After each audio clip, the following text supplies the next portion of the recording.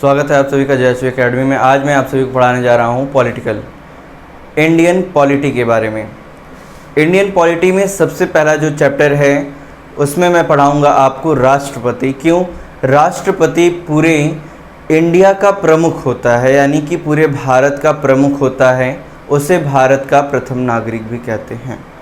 तो देखते हैं राष्ट्रपति को प्रेसिडेंट कहते हैं, आप सभी जानते हैं। राष्ट्रपति जैसा कि नाम से ही पता है, राष्ट्र का पति। तो ध्यान से समझिए, राष्ट्र प्लस पति। पति का मतलब हस्बैंड नहीं होता, पति का मतलब होता है नायक। जैसे सेनापति, तो इस पति का मतलब होता है क्या? नायक, देखने वाला या नेतृत्व करने वाला। और राष्ट्र यानी कि राष्ट्र का नेतृत्व करने वाला क्या होता है? हमारा राष्ट्रपति होता है, राष्ट्र का नायक होता है। इसीलिए उसको हेड ऑफ इंडिया कहते हैं। वो यहाँ पे मैंने लिखा है, वह राष्ट्र का प्रथम नागरिक होता है, वह राष्ट्र की एकता और अखंडता का प्रतीक होता है। राष्ट्रपति भारत का राज्य प्रमुख होता है। आपको लग रहा होगा कि राष्ट्र का प्रमुख मैं बोल रहा हूँ, लेकिन यहाँ पे ये राज्य का प्रमुख क्यों? क्योंकि सभी राज्य उसके अंडर में होते हैं, इसलिए वो राज्यों का प्रमुख होता है। जब सभी राज्य एक साथ मिलते हैं तो क्या बनता है? राष्ट्र बनता है। तो इसीलिए आप राज्य प्रमुख भी कह सकते हैं। राज्य का मतलब ही होता है राष्ट्र, राज्य से ही राष्ट्र बनता है, तो इसलिए ये राष्ट्र प्रमुख भी है और राज्य प्रमुख भी है। तो देखिए, संघ की कार्यपालिका, संघ की जो कार्यपालिका का वर्णन है वो भाग 5, संविधान के भाग 5 में, भाग 5 में 52 से 78 तक कार्यपालिका, केंद्र कार्यपालिका का वर्णन है, जिसमें कौन कौन सी चीज़ें आती हैं, क्या क्या आता है? राष्ट्रपति, उपराष्ट्रपति, प्रधानमंत्री, मंत्रिमंडल, महान्यायवादी। महान्यायवादी का मतलब है अटॉर्नी जनरल। राष्ट्रपति क्या होता है? राष्ट्रपति भारत का राज्य प्रमुख होता है, वह राष्ट्र का प्रथम नागरिक होता है, वह राष्ट्र की एकता और अखंडता का प्रतीक होता है। अब ध्यान समझिए कि सिर्फ ये कार्यकारी प्रमुख होता है। राष्ट्रपति जो होता है वह कार्यकारी प्रमुख होता है। यह जो मुख्य प्रमुख होता है वह प्रधानमंत्री होता है। मेन प्रमुख जो होता है वो प्रधानमंत्री होता है। ये सिर्फ कार्यकारी प्रमुख होता है। क्या कि सिर्फ यह हस्ताक्षर करता है, बाकी सारे काम कौन देखता है? प्रधानमंत्री। तो इसको भी याद रखिएगा। अब बात करते हैं कि राष्ट्रपति के निर्वाचन का। राष्ट्रपति के निर्वाचन में कौन कौन से लोग भाग लेते हैं, राष्ट्रपति का निर्वाचन कैसे होता है, और राष्ट्रपति के निर्वाचन में किन किन चीज़ों की आवश्यकता होती है, और राष्ट्रपति के निर्वाचन में क्या क्या योग्यताएं उसके निर्वाचित होने के लिए होनी चाहिए। कहीं कहीं आप देखेंगे अर्हता लिखा होता है। अर्हताएं, अर्हताएं का मतलब होता है योग्यताएं। योग्यताएं। राष्ट्रपति के निर्वाचन में कितने लोग हिस्सा ले सकते हैं और कितने लोग हिस्सा नहीं ले सकते हैं, यानी कि कितने लोग सदस्यता ले सकते हैं और कितने लोग सदस्यता नहीं ले सकते, या शामिल होना। ठीक है, तो राष्ट्रपति के चुनाव में कितने लोग शामिल हो सकते हैं और कितने लोग शामिल नहीं हो सकते हैं। तो आइए देखते हैं। राष्ट्रपति का निर्वाचन जनता प्रत्यक्ष रूप से नहीं करती है, निर्वाचन मंडल के सदस्यों द्वारा उसका निर्वाचन किया जाता है। फिर संसद के दोनों सदनों के निर्वाचित सदस्य उसमें भाग ले सकते हैं। कितने लोग भाग ले सकते हैं, ये उनके बारे में लिखा है। संसद के दोनों सदनों के निर्वाचित सदस्य भाग ले सकते हैं। राज्य विधानसभाओं के निर्वाचित सदस्य उसमें भाग ले सकते हैं। राज्य विधानसभा यानी कि जो राज्य में होती है।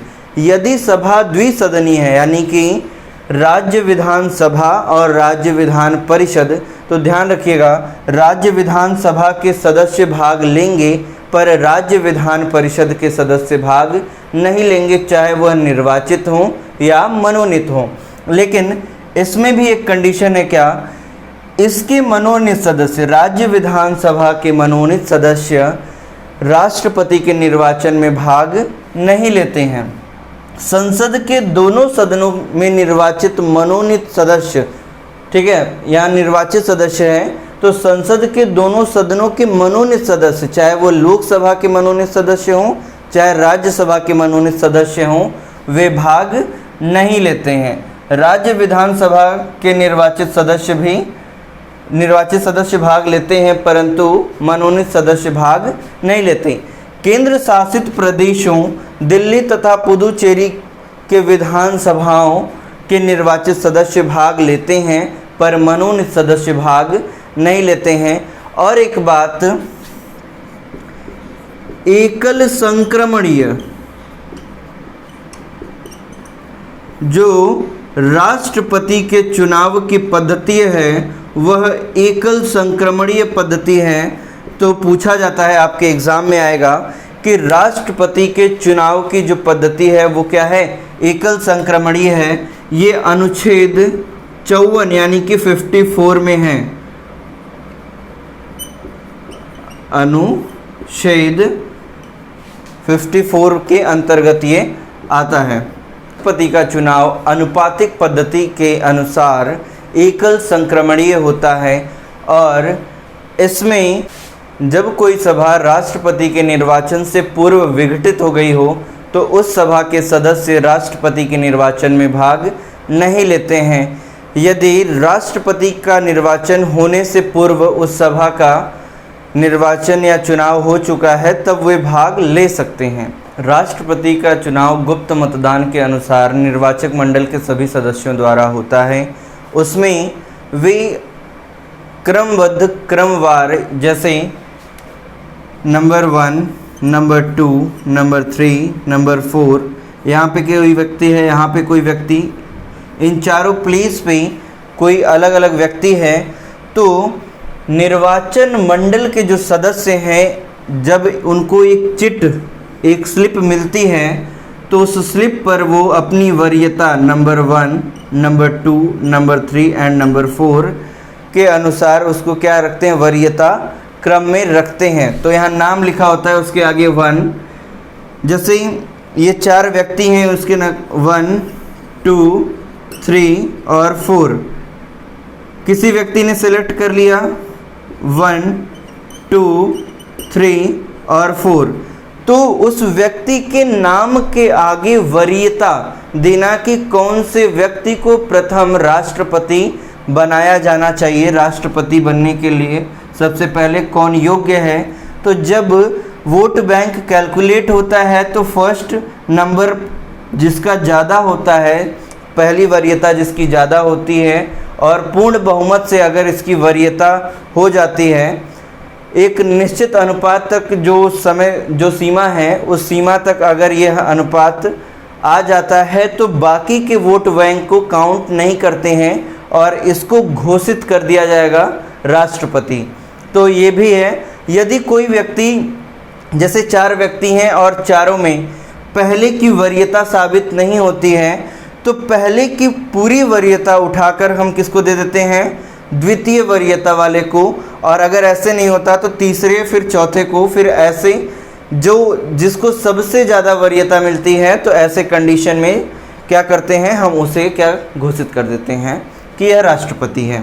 यदि प्रथम वरीयता प्राप्त व्यक्ति के मत कम हैं, इसके मत कम हैं, तो ऐसे कंडीशन में इसके मत को रद्द कर दिया जाएगा और इसको जितने भी वोट मिले होंगे वो सेकंड वाले को क्या हो जाएगा?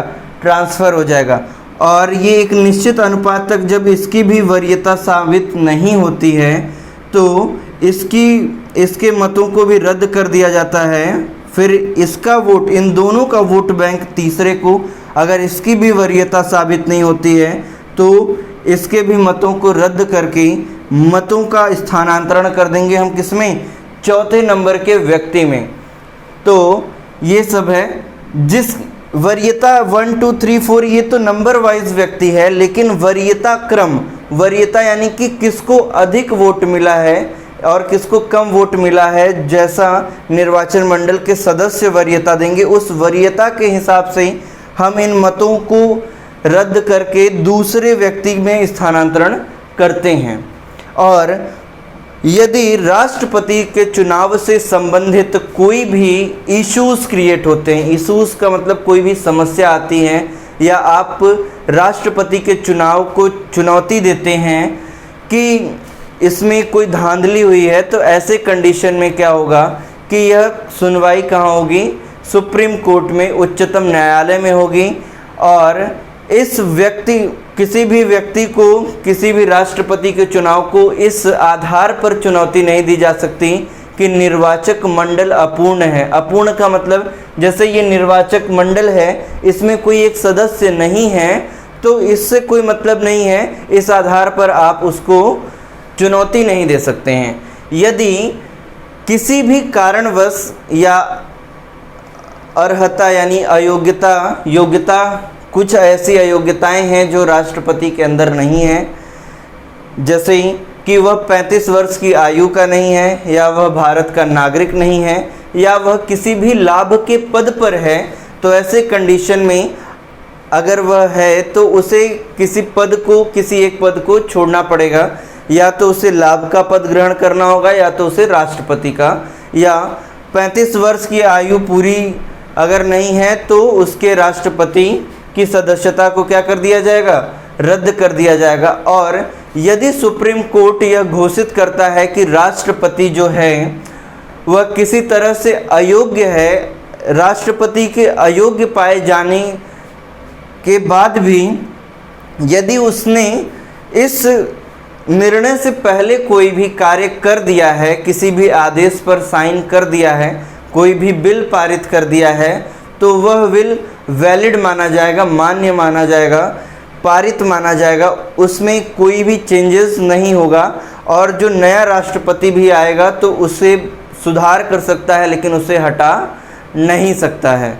कुछ लोगों का मानना था कि राष्ट्रपति का जो चुनाव है ये एक तरह से अलोकतांत्रिक है। अलोकतांत्रिक का मतलब है कि लोकतंत्र से बाहर होना। जैसे अप्रत्यक्ष चुनाव करने का मतलब ये है पक्षपात करना, ये सब, लेकिन ऐसा नहीं है। संविधान निर्माताओं ने लोकतांत्रिक जो वर्ड है इसको इसलिए चुना है, अप्रत्यक्ष चुनाव को इसलिए चुना है, क्योंकि हमारा जो राष्ट्रपति होता है वो नाम मात्र का कार्यकारी होता है। नाम मात्र का मतलब वो कोई कार्य नहीं करता, सिर्फ सत्तासीन रहता है और सिग्नेचर करके क्या किसी भी बिल को वैलिड कर देता है, बस इतना ही। बाकी सभी कार्यों को कौन करता है, हमारा प्रधानमंत्री करता है। तो इसीलिए जब प्रत्यक्ष रूप से चुनाव होता तो प्रधानमंत्री और राष्ट्रपति में झगड़े और दंगे होने के ज़्यादा चांसेस थे। रीज़न ये है कि प्रत्यक्ष चुनाव कौन करता है, हमारी जनता करती है। तो प्रत्यक्ष चुनाव लोकसभा में होता है, लोकसभा के सदस्य जीतते हैं और प्रधानमंत्री लोकसभा का एक तरह से प्रमुख होता है। तो अगर यहाँ पे कुछ लोगों का ये भी मानना था कि राज्यसभा और लोकसभा के सदस्यों को मिलकर जो है राष्ट्रपति का चुनाव करना चाहिए, तो लोगों ने उसे भी ठुकरा दिया। क्यों? यदि जनता या लोकसभा या राज्यसभा के सदस्य दोनों ही चुनाव करते राष्ट्रपति का, तो हर हाल में जो प्रधानमंत्री है वह अपने ही किसी सदस्य को राष्ट्रपति के लिए चुनता या निर्वाचित करवा लेता। जैसे ही जनता है तो जनता किसी को भी चुन सकती है, हमें, आपको या किसी भी व्यक्ति को राष्ट्रपति चुन सकती है, लेकिन ये करना सिर्फ राष्ट्रपति जी को हमारे सिग्नेचर ही है। तो ऐसे कंडीशन में लोगों का ये मानना है कि जब एक सिग्नेचर के लिए ही हम राष्ट्रपति को प्रत्यक्ष रूप से चुनाव करवाएंगे तो दंगे के चांसेस ज़्यादा हो जाते हैं। तो ऐसे कंडीशन में अप्रत्यक्ष चुनाव को चुना गया। और दूसरी बात कि लोकसभा और राज्यसभा के सदस्यों को मिलकर कराने का तो इसलिए नहीं कराया जाता कि लोकसभा की संख्या बहुत ज़्यादा होती है, जस्ट राज्यसभा की दोगुनी होती है। तो राज्यसभा के सदस्य अगर किसी दूसरे व्यक्ति को वोट दे भी देते हैं तो भी लोकसभा का बहुमत ज़्यादा होगा, और पूर्ण बहुमत से क्या होगा कि प्रधानमंत्री अपने किसी एक सदस्य को राष्ट्रपति बनाएगा और अपने मन का मनमाना कर सकता है। तो इसी कंडीशन में संविधान निर्माताओं ने जो है अप्रत्यक्ष एकल संक्रमणीय अनुपातिक पद्धति को चुना है, जो गुप्त मतदान के अनुसार के साथ होता है। ठीक है। अनुच्छेद 54 में राष्ट्रपति के निर्वाचन के बारे में विस्तृत वर्णन दिया गया है। तो क्वेश्चन यहाँ भी आ जाता है, और ये भी एकल संक्रमणीय पद्धति के वो भी याद रखिएगा, अनुपातिक एकल संक्रमणीय पद्धति के अनुसार होता है। और इसका जो है राष्ट्रपति का जो निर्वाचन है वो अनुच्छेद 54 में है, तो इसको याद रख लीजिएगा। यहाँ लिख लीजिए, राष्ट्रपति पद की योग्यता। तो राष्ट्रपति पद की निम्नलिखित योग्यताएं हैं। सबसे पहली योग्यता क्या है? वह भारत का नागरिक होना चाहिए, होना चाहिए। दूसरी योग्यता क्या? उसकी 35 वर्ष की आयु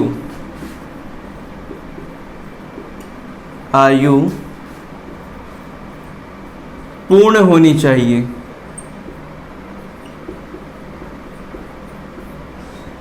तीसरा क्या है? वह लोकसभा का सदस्य निर्वाचित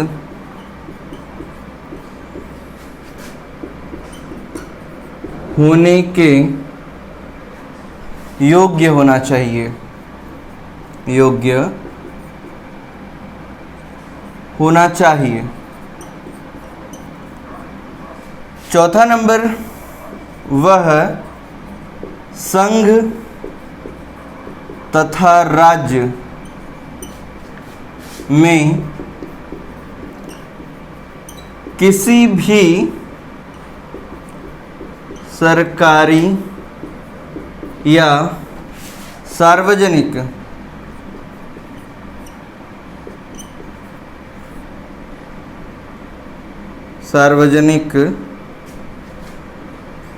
जगह पर लाभ के पद पर नहीं होना चाहिए। ठीक है। तो ये 4 योग्यताएं हैं। क्या? वह भारत का नागरिक होना चाहिए, उसकी 35 वर्ष की आयु पूर्ण होनी चाहिए, वह लोकसभा का सदस्य निर्वाचित होने के योग्य होना चाहिए, वह संघ तथा राज्य में किसी भी सरकारी नौकरी में नहीं होना चाहिए, सार्वजनिक जगह पर लाभ के पद पर नहीं होना चाहिए। देखिए, ये जो केस है ये हो भी सकता है, इसमें कोई दिक्कत नहीं है, लेकिन राष्ट्रपति निर्वाचित होने के बाद इस पद को छोड़ना पड़ेगा। वह राज्य संघ राज्य किसी भी पद पर, सरकारी पद पर है किसी भी जगह, और किसी भी सार्वजनिक जगह पर लाभ के पद पर है। सार्वजनिक जगह पे लाभ के पद पर यानी कि किसी का कोचिंग चल रहा है, कोई अपना बिजनेस है, या कुछ अदर चीज़ें जैसे किसी की दुकान है, तो ऐसे कंडीशन में उसको क्या करना होगा? छोड़ना पड़ेगा। क्यों? राष्ट्रपति को अपना वेतन, वहाँ पे रहने के लिए एक अलग सरकारी आवास, चिकित्सा और डेली खर्च भी उसको क्या होते हैं? मिलते हैं।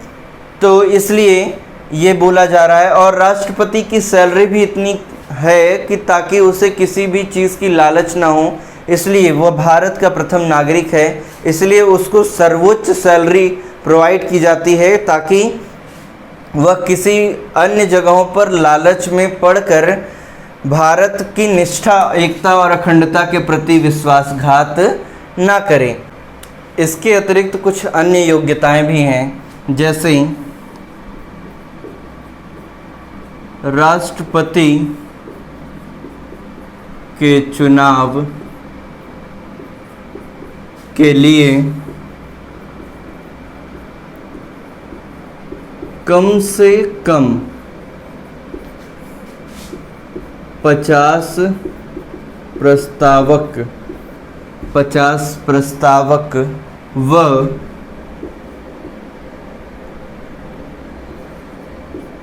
50 अनुमोदक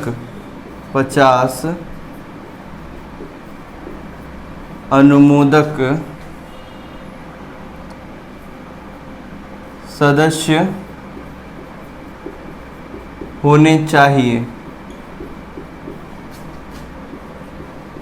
और जो व्यक्ति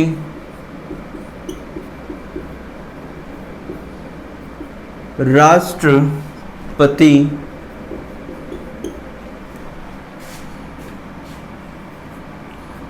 चुनाव में खड़ा हो रहा हो उसे भारतीय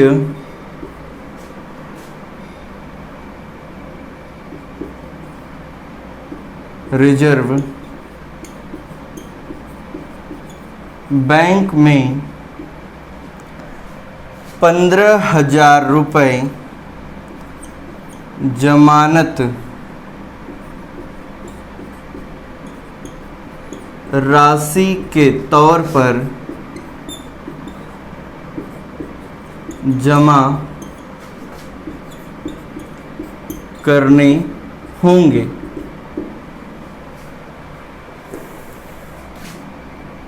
यदि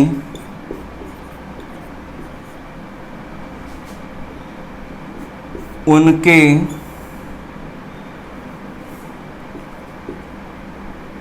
प्राप्त मत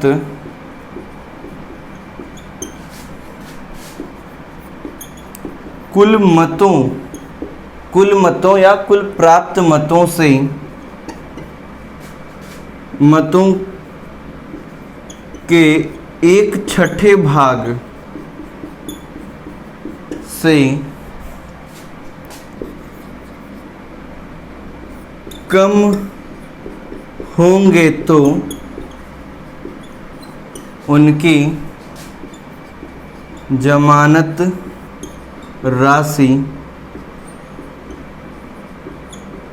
जब्त हो जाएगी। ये भी है 1997 से पहले प्रस्तावकों और अनुमोदकों का मतलब होता है समर्थन करने वाला, और प्रस्तावकों का मतलब होता है क्या, प्रस्ताव देने वाला, साथ देने वाला। प्रस्ताव जैसे 50 लोग मिल गए और प्रस्ताव दे रहे हैं कि इस व्यक्ति को क्या राष्ट्रपति चुनाव के लिए उम्मीदवार के लिए खड़ा हो जाना चाहिए, खड़ा कर देना चाहिए। ठीक, तो 50 लोग रिटन फॉर्म में प्रस्ताव दे रहे हैं और अनुमोदक क्या, उन 50 लोगों के साथ 50 और लोग उस व्यक्ति का समर्थन कर रहे हैं, नहीं ये 50 लोग सही कह रहे हैं, ऐसा। फिर प्रस्तावकों और अनुमोदकों की संख्या 10-10 थी। पहले ये जो 50-50 है, 50-50 50-50 की जगह 10-10 था, 10-10 थी। और जमानत राशि की रकम 2500 रुपये थी। तो इतना समझ लीजिए कि जो 1997 से पहले प्रस्तावकों और अनुमोदकों की संख्या 10-10 थी और जमानत राशि की रकम 2500 रुपये थी। यहाँ पे 50,000 रुपये लिख लीजिए थी। ऐसा इसको बढ़ाकर 15,000 इसलिए किया गया क्यों, जो सीरियस कैंडिडेट नहीं हैं उनको हतोत्साहित किया जा सके, हताश किया जा सके कि अगर वो मन से सीरियसली राष्ट्रपति का चुनाव नहीं लड़ते हैं तो उनकी ये जमानत राशि बहुत अधिक रकम में जो है वो जब्त हो जाएगी, तो उन्हें बड़ा अफसोस होगा, ताकि वो सीरियस होकर राष्ट्रपति के चुनाव पर ध्यान दें, इसलिए इसको यहाँ बढ़ा दिया गया। देखिए, राष्ट्रपति चुनाव के लिए कम से कम 50 प्रस्तावकों व 50 अनुमोदक सदस्य होने चाहिए, और जो व्यक्ति राष्ट्रपति चुनाव के लिए खड़ा हो रहा हो उसे भारतीय रिजर्व बैंक में 15,000 रुपये जमानत राशि के तौर पर जमा करने होंगे। यदि उसके प्राप्त मत कुल मतों के 1/6 भाग से, जैसे मान लीजिए टोटल मत है आपका 100 प्राप्त हुआ है, टोटल मत क्या है 100 है, 100 में से 100 का छठा भाग क्या होगा, डिवाइडेड बाई 6 कर दीजिए। यहाँ पे 100 डिवाइडेड बाई 6, 6 1 जा 6, यहाँ पे 14, तो कितना होगा 16, और यहाँ पे 4 बच गया, तो नियर अबाउट 18 मान लेते हैं। यानी 100 में से 18 अगर उसे मत प्राप्त हुए हैं लमसम नियर अबाउट, तो ऐसे कंडीशन में उसकी ये जो जमानत राशि 15,000 रुपये है वो उसे मिलेगी। यदि 18 यानी कि 1/6 भाग से कम है, यानी 18 मतों से कम है, 16, 17 या 15 है, तो ऐसे कंडीशन में ये जमानत राशि क्या हो जाएगी, जब्त हो जाएगी। देखते हैं राष्ट्रपति द्वारा ली जाने वाली शपथ। राष्ट्रपति द्वारा ली जाने वाली शपथ में सबसे पहली शपथ है क्या, मैं श्रद्धापूर्वक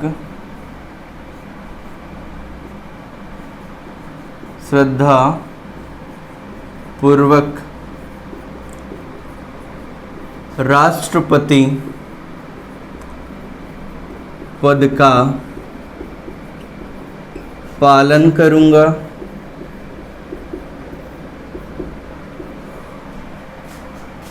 दूसरा, मैं संविधान तथा विधि का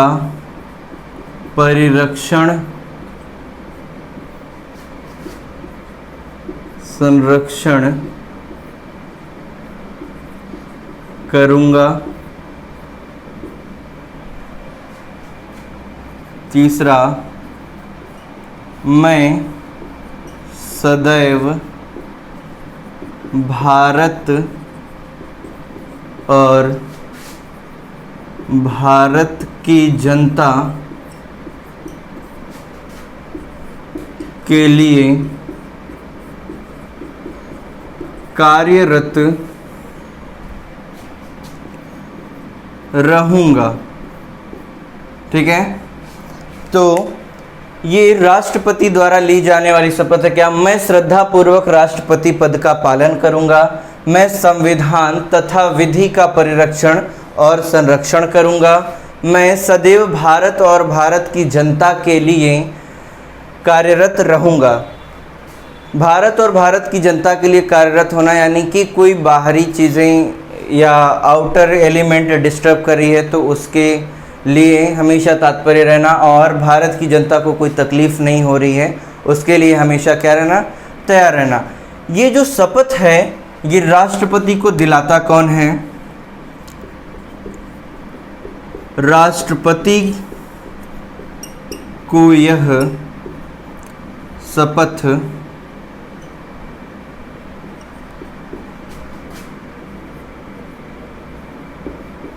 उच्चतम न्यायालय के मुख्य न्यायाधीश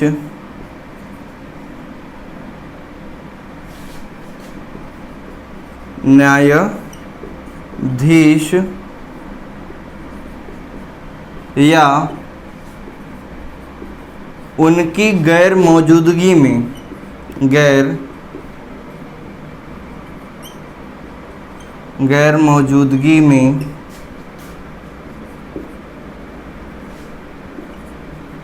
उच्चतम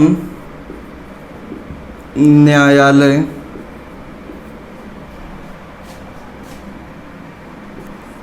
के वरिष्ठतम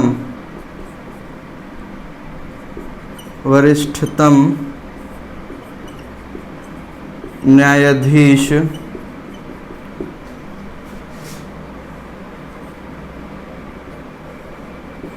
की मौजूदगी में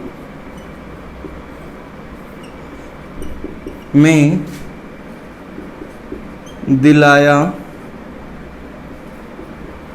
जाता है। तो राष्ट्रपति को यह शपथ उच्चतम न्यायालय के मुख्य न्यायाधीश या उनकी गैर मौजूदगी में उच्चतम न्यायालय के वरिष्ठतम न्यायाधीश की मौजूदगी में दिलाया जाता है। ठीक है, या तो उच्चतम न्यायालय का मुख्य न्यायाधीश उन्हें शपथ दिलाता है या उच्चतम न्यायालय के मुख्य न्यायाधीश के ना उपस्थित होने पर उच्चतम न्यायालय के वरिष्ठतम न्यायाधीश के द्वारा यह शपथ राष्ट्रपति को दिलाई जाती है।